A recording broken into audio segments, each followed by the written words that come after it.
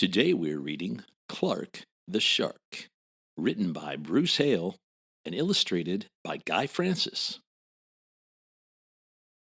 In all the wild blue seas, in all the wild blue world, the top school for fish was the Theodore Roosterfish Elementary. And of all the fish at the Theodore Roosterfish, the biggest and the strongest was Clark the Shark. Clark loved school, and he loved his teacher, Mrs. Inkydink. He loved to play upsy-downsy and spin-a-majig with his friends. Clark loved his life. "School is awesome!" shouted Clark the Shark. "Less shouting, more reading," said Mrs. Inkydink. "Lunchtime is sweet," yelled Clark the Shark.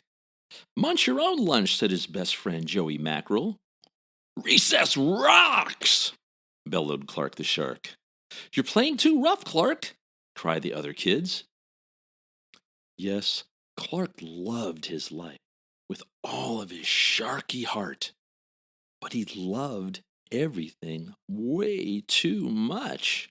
He was too loud. He was too wild. He was just too much shark for the other fish to handle. After a while, no one would play with Clark. No one ate lunch with him. No one sat with him at circle time. Even his best friend, Joey Mackerel, said, "Cool your jets, Clark. You're making me crazy." One day, Clark asked Mrs. Inkydink, "What's wrong with everyone?" Mrs. Inkydink patted his fin. "Clark, sometimes you play too hard, munch too hard, and gosh, you even help too hard." "But life is so exciting," said Clark. "There's a time and a place for everything," said Mrs. Inkydink. "And sometimes the rule is stay cool."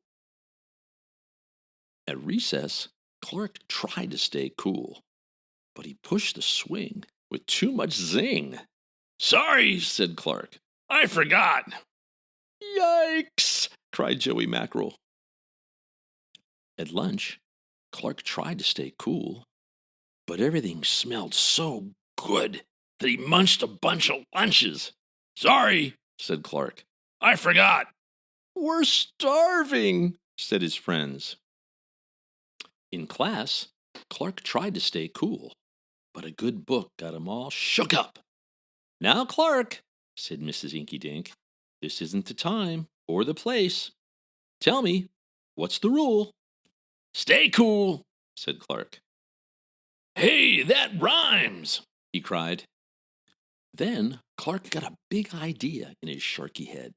"Maybe if I make a rhyme, I'll remember every time," he thought. The next day, he put his plan to work. In class, when lessons got exciting, Clark wanted to bounce out of his seat. Instead, he told himself, "When teacher's talking, don't go walking." And what do you know? It worked.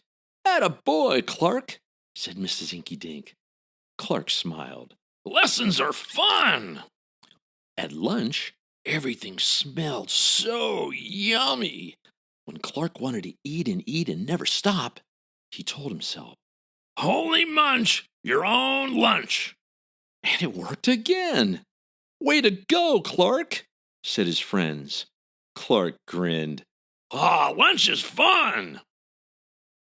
At playtime, Clark told himself, "Easy does it. That's the way. Then my friends will let me play." And playtime was fun. Once more, Clark loved his life. But then a shadow fell across the playground. A ginormous shadow with tentacles galore. "It's a new kid, and he looks scary," cried Joey Mackerel. "Swim for your lives." The squid squashed the slide and snapped off the wings. "Oops, my bad," said the new kid. Wait, said Clark. He just wants to play. Let's find a way. And he swam at the new kid with all his might. Clark played harder than he ever had before. Upsy downsy, spin him a jig. Why, he even made up a new game, Tail Wumpalumpus. Wow, that was fun, said the new kid breathlessly, and he settled down. If you want to come to school, you gotta stay cool, said Clark. That's right, Clark, said Mrs. Inkydink. And thanks for taking care of our new classmate, Sid the Squid. Hooray for Clark the Shark! Everyone cheered.